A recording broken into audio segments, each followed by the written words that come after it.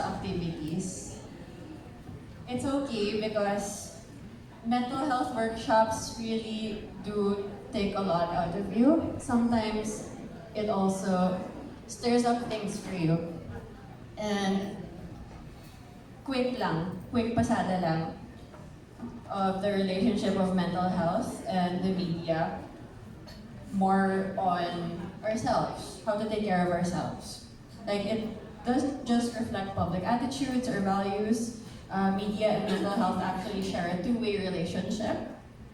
So this section is more contextualized on like the media talaga, media resources, but arguably all of us are content creators of different magnitudes.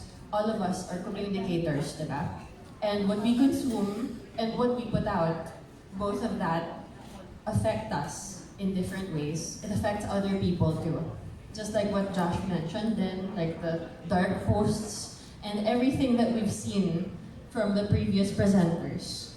In the DSM, yung basically the Psych Bible for those unfamiliar, it says that experiencing repeated or extreme exposure to aversive details of traumatic events can lead to PTSD or related symptoms. So it can be brought out vicariously, like for example, through the viewing of video images, or if a traumatic event is seen at your work, or if you deal with narratives, or if you deal with news of suicide. Next slide, please. Just so we know, the trauma isn't just experienced firsthand.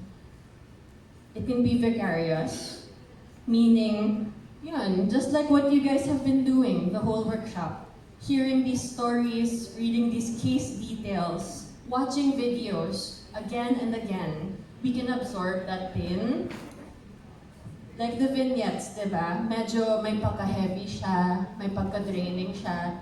Lalo na ang dami-daming noise, ang dami-daming like sensationalizing, ang daming gossip, and there's so much romanticization of suicide.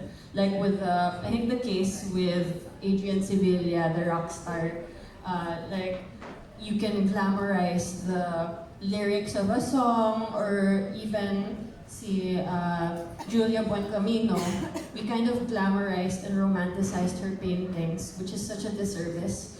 And some examples for journalists can be found in A Thousand Cuts and Aswang from a few years back. Like the beat reporters for COVID, for Malacanang, and like the drug war killings, right?